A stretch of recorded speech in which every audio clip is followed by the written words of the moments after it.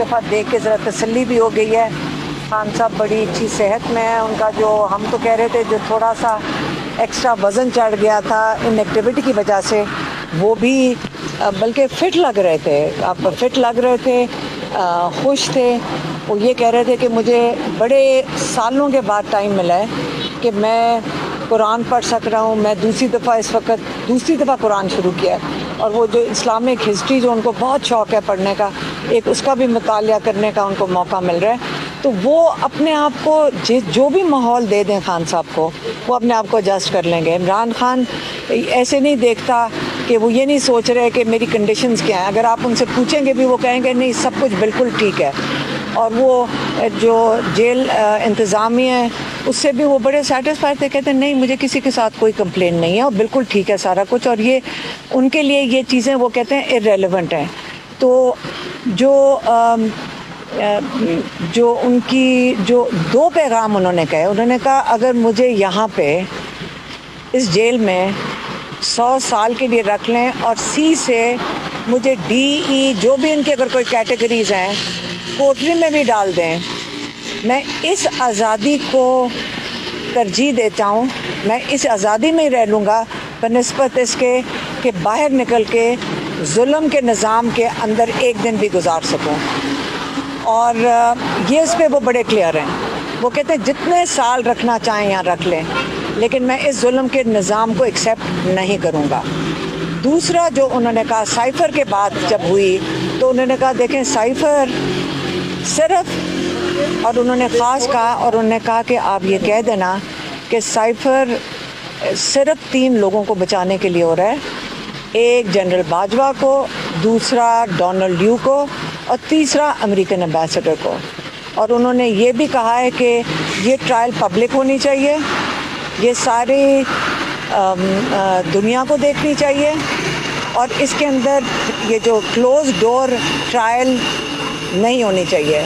اس کی پبلک اور سب کو دیکھنا چاہیے کہ یہ سائفر جو کہ جیسے انہوں نے کہا کہ یہ خان صاحب نے پبلک کیا ہے, یہ آپ کو پتہ ہے کہ یہ سیکیورٹی کونسل کے سامنے جا چکا تھا اور انہوں نے اس کے اوپر ڈیمارش بھی دے دیا تھا امریکہ کو کہ ہم جس پہ پاکستان نے ناپسندیدگی کا اظہار کیا تھا. تو اس لیے یہ ان کا پوائنٹ ہے کہ ان کو پتہ ہے یہ سائفر کیوں کیا جا رہا ہے, لیکن اللہ بہتری کرے گا.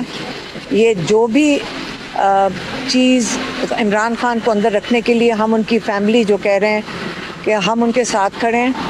اگر کسی نے ہمیں بھی جیل میں جانا ہے تو ہم کہتے ہیں کہ ہم سب کو بھی اٹک بھیج دو. اور بہت لوگ ہیں جو اٹک کے باہر جا کے کہیں گے ہم سب کو گرفتاری دے دیں, ہم ساروں کو جیل میں ڈال دیں. پورا پاکستان تو نہیں نا جیل میں ڈال سکتے. ڈالنا چاہیں تو میرے خیال میں جتنے لوگ تیار ہیں ہم سب تیار ہیں کہ اٹک جیل میں ہم سب کو کر دیں, کیونکہ کہیں سے ہم سن رہے ہیں کہ کیا پتہ 4-5 مہینے ان کو اندر رکھنا ہے. یہ کیسے پتہ ہے لوگوں کو کہ 4-5 مہینے ان کو اندر رکھنا ہے؟ ہمیں کیا پہلے تیاری ہو جاتی ہے, اس کے بعد کیسز اس کے مطابق ایڈجسٹ کیے جا رہے ہیں کہ ان کو جا کر یہاں اسلام آباد میں نہیں پیش ہو سکتے, ان کو جیل کے اندر اب ججز بھی چلے جائیں گے. سارا پورا نظام ایڈجسٹ ہو رہا ہے کہ ان کو اٹک سے نہ نکالا جائے. لیکن ان کی نا فکر کریں, وہ کہتے ہیں میں ہر چیز برداشت کر دوں گا.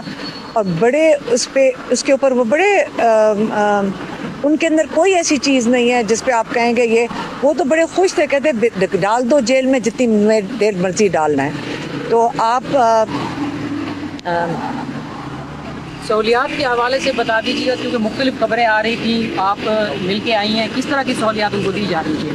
وہ سہولیات پہ تو وہ بات بھی نہیں کر رہے تھے. خان صاحب کہتے ہیں سہولیات کی کیا بات کرنی ہے, بالکل ٹھیک ہے جو کچھ ہے ٹھیک ہے.